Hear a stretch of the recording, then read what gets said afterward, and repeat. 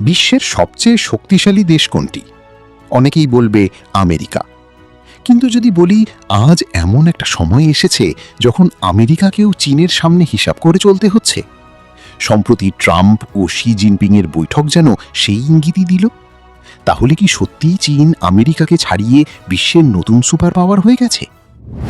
এই বৈঠকের সবচেয়ে গুরুত্বপূর্ণ দিক হল ট্রাম্প একা যাননি, তার সঙ্গে ছিলেন বিশ্বের বড় বড় কর্পোরেট নেতা। Elon Musk, Tim Cook, Jensen হুয়াংয়ের মতো মানুষদের উপস্থিতি একটা কথাই বলে, আজ বিশ্বের বড় ব্যবসাগুলোও চীনের বাজারের ওপর নির্ভরশীল। এটাই বদলে যাওয়া শক্তির ভারসাম্যের প্রথম সংকেত। একসময় চীনকে বলা হতো শুধু নকল পণ্যের দেশ, কিন্তু আজ চিত্রটা পুরো উল্টো। এআই, রোবোটিক্স, কোয়ান্টাম কম্পিউটিং, সবুজ প্রযুক্তি, এই প্রতিটি খাতে চীন দ্রুত এগিয়ে যাচ্ছে।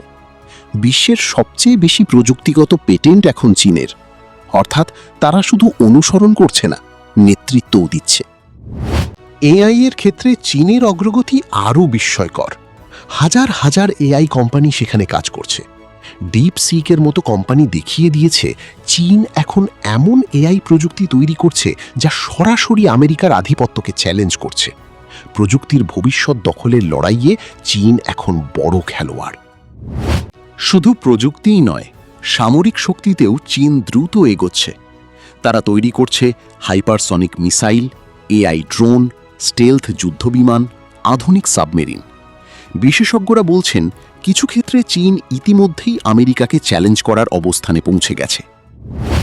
নমিনাল জিডিপিতে আমেরিকা এখনও এগিয়ে, কিন্তু বাস্তব উৎপাদন ক্ষমতার হিসাবে চীন ইতোমধ্যেই অনেক ক্ষেত্রে এগিয়ে গেছে।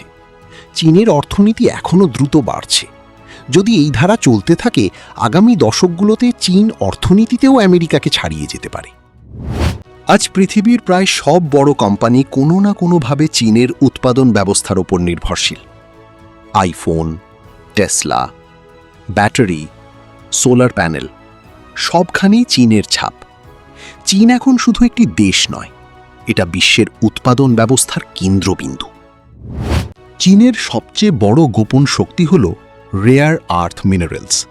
এই খনিজ ছাড়া তৈরি করা যায় না স্মার্টফোন, এআই চিপ, যুদ্ধবিমান, ইলেকট্রিক গাড়ি। আর এই সরবরাহের বড় অংশ নিয়ন্ত্রণ করে চীন। অর্থাৎ ভবিষ্যতের প্রযুক্তির চাবিকাঠির বড় অংশ তাদের হাতে। তাহলে কি আমেরিকার পতন শুরু? একদমই না। আমেরিকার এখনও রয়েছে বিশ্বজুড়ে সামরিক ঘাঁটি, শক্তিশালী মিত্র জোট, ডলারের আধিপত্য, উন্নত প্রযুক্তি। তাই আমেরিকা এখনও অত্যন্ত শক্তিশালী। কিন্তু বাস্তবতা হল চীন দ্রুত ব্যবধান কমিয়ে আনছে।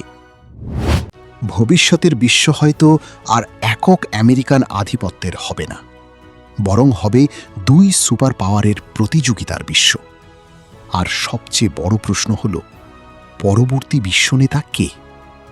আমেরিকা নাকি চীন? উত্তর সময়ই দেবে। কিন্তু একটা বিষয় নিশ্চিত, বিশ্ব রাজনীতির নতুন অধ্যায় ইতোমধ্যেই শুরু হয়ে গেছে।